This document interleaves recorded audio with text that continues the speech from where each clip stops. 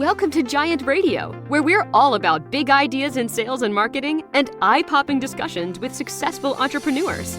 Turn up the volume and settle in. Now, here's the founder of Giant Jacks Media and your host, Paul Hitchcock. Hi, everybody. Welcome to Giant TV. I'm Paul Hitchcock, the founder and president of Giant Jacks Media. We're helping others to grow and nurture their businesses and their practices. This is my channel to bring you very interesting people doing great things. And Patrick Shore is certainly one of them. Welcome, Patrick. Thank you for having me here today. Looking forward to this. Yeah, absolutely. Well, you and I have got to know each other a bit offline, and I just love what you're doing. You're a Vistage Chair in the Kansas City area. I know you're a big Chiefs fan. I guess who isn't in that area? But yeah, so I want to just get into what you're doing. First of all, a little bit about your background, your career, and then how you got into being a Vistage Chair. Oh, absolutely. I started my career at Sprint Corporation in 1981. I was actually, believe it or not, computer programmer number 48 for the entire company. I was there for 22 years, where I had the luxury of working in technology, strategic planning, international platform development, and finish it off in business intelligence. In 2003, I left telecom and started my own small business called IntelliThink. And it was all about innovation thinking and technology and how you help a business owner really rethink what they're doing and where they're going. So you started working with business owners through IntelliThink? Yes, in 2003. So my customers at the time were all the C-level individuals. Okay. And we would work on issues and problems that they had. We did work for Clark County School District in Vegas, FIFA, Cerner Corporation, Sporting Kansas City, all the way down to small mom and pop type organizations. Yeah. And we would help them do exactly what I'm doing now, which is, where do you want to go? How do you want to get there?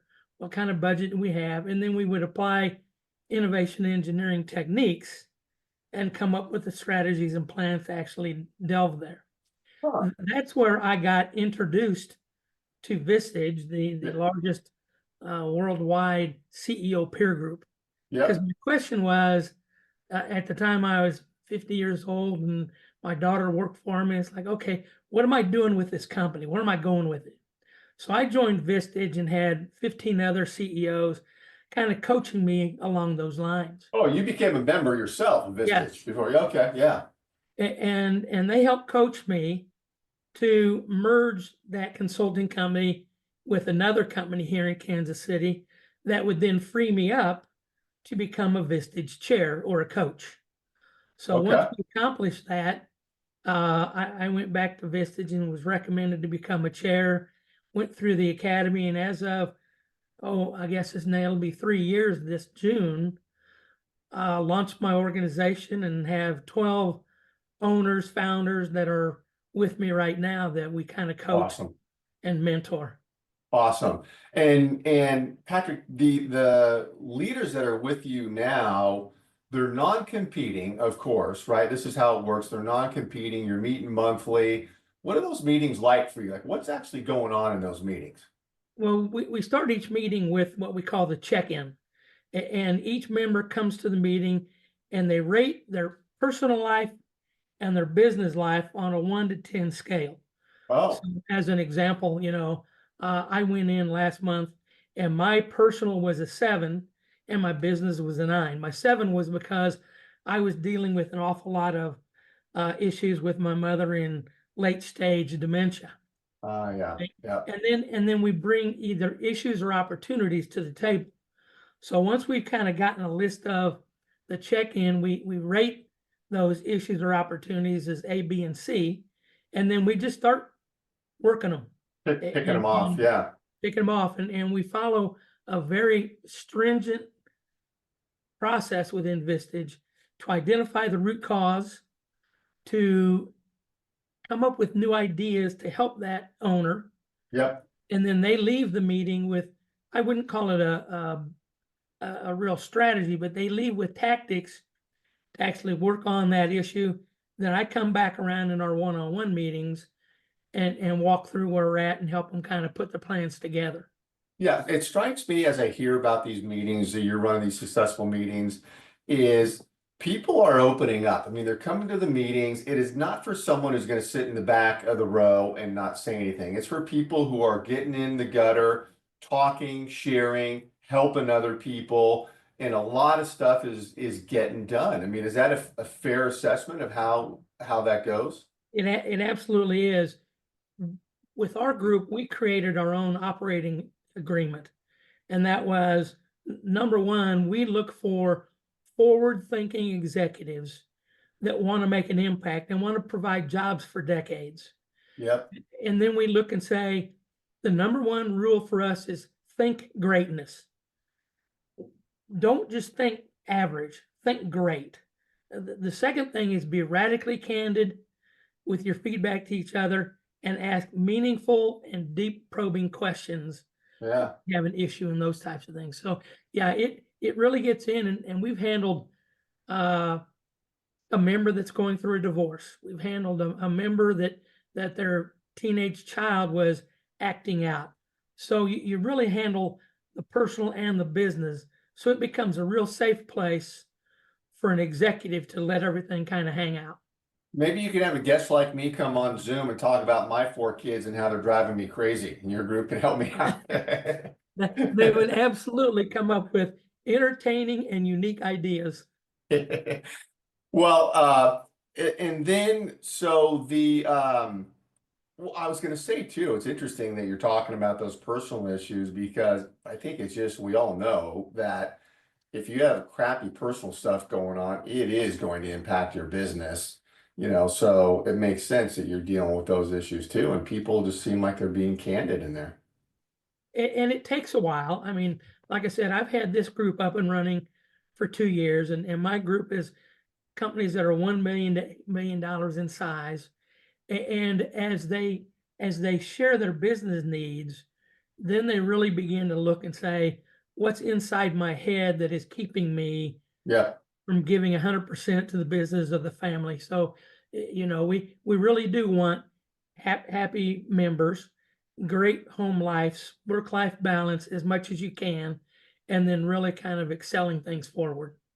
Interesting. And the personalities, how do you deal with that? Because I imagine if you get I mean, you're screening, of course, but the wrong personality can screw up the group. I mean, how do you, in your role, are you meshing those personalities? Yes, the advantage I have as a chair is I was a member for 5 years. Yeah, yeah. So I got to learn and watch toxic behavior and people that would tear a group apart. So as I screen individuals, I'm kind of looking and asking questions like, have you ever had a coach before?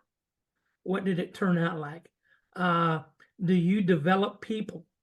Do you develop strategies? Do you take advice well? And you can really kind of get a good feel for it. Plus, I'll do a couple of one-on-ones. I'll invite them to a group meeting so they Yeah. can see what it's like. And the group then gives me feedback as well on how well they think the person interacts. Yeah, yeah. So it's got to be a good fit, like a puzzle almost. Uh, and the industries you have now, is it just across spectrum? Yes, it's a wide spectrum. So as an example, I've got a cybersecurity guy, right? Everybody's Yeah. kind of knowing what that is. I've got a business law firm that is in the mix.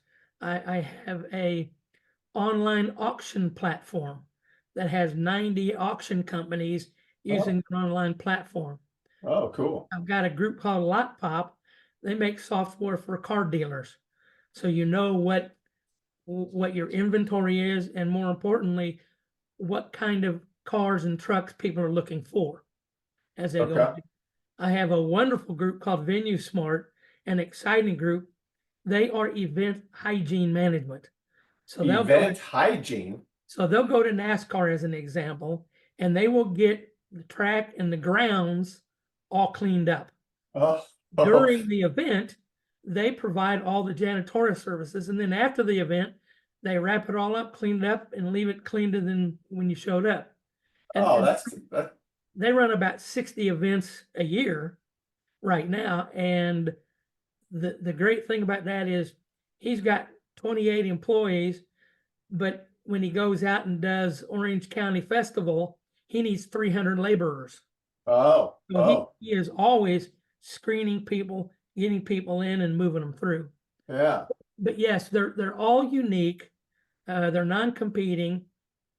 Got a construction guy as well. So it's really entertaining because when they come in, they leave their egos at the door Yeah. because they Yeah. all have issues. They all are the top of their food chain. But when Mhm. they come here, it's like, wow, I've got others that can really help me. Yeah, no, that's phenomenal. And then you're doing the one-to-ones between the monthlies. How do you handle those? Are those virtual? Or are you actually going to meet face to face? And then is it you just kind of you're listening of whatever they're talking about? Like how does it play out? So all my meetings, one-on-ones and the group meeting are live in person. Okay. I like to be face to face with them. And like I said, Vistage has got a great internal process to where when I walk in to an organization, I start off by kind of doing what I call a business health check. Yeah. Where you at? What's working? What's not working? And begin to compile a list of things that can help them be more successful. And then we begin picking those off. Or I went to a one-on-one last week, and the individual sat there and said, I've got an employee that just is toxic. I don't know whether to get rid of the person or try to train the person. And we kind of dig into the root cause. Yeah. What's he doing? What's happening? Do you think he's worth salvaging? And if so, how do we want to, help this employee get better and that type of thing? So each time we go in, I've got inputs from the monthly meeting and the interviews we've done in the past, and start with what's happening today. Yeah. No, that's great. That's great. Uh, and then now, are you looking for particular folks to join? You have some spots open, and who are you looking for? I've got approximately 5 spots open. So I want to have a CFO organization that helps companies with their finance strategies, cash flow, and those types of items. I'd love to have a new marketing organization come in and be a member. Our previous marketing organization, the group helped them go from 3 million to 4.5 million to then get acquired by a UK company for around 16 million. Oh, wow. So I'm looking for a marketing group to come in. I'd love to have a training organization because that way they can really help the people out. And then I'd love to have 2 more manufacturing companies kind of rounded out and be in the product area as well. Okay. All right. And I want to tell everyone listening that wherever you're watching this, because we simulcast these episodes, YouTube, Facebook, LinkedIn, around the episode will be Patrick's information. You can get connected to him. And then, Patrick, I got to ask you, you obviously love what you do. What is it about being a chair that you get stoked about mostly? So it starts when I left Sprint in 2003. I had helped shareholders for years, right? Drive truck price and that kind of stuff. I wanted to come out and make a difference or an impact in the greater Kansas City area by helping local companies grow their business, become better leaders, make better decisions, and achieve greater results.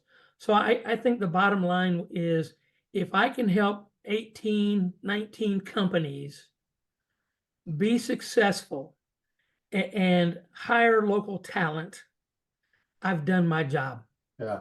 Right. Yeah. And as you move along, it's how do you make them a better leader? Are they developing talent within their organization? And it's just such a rush to see a company grow, a new leader come in, and really the group helping each other, with their issues and opportunities. Yeah, great stuff. Well, thank you for doing this, Patrick. And I know you and I will be talking again, but always a pleasure to speak with you. And thank you for this opportunity. This is a great outlet to get the word out not only for me here in Kansas City, but Vistage as a whole, all across the world. Yeah, yeah. Thank you for saying that. All right, we'll see you soon. Excellent. Thank you much. Have a great Okay. day.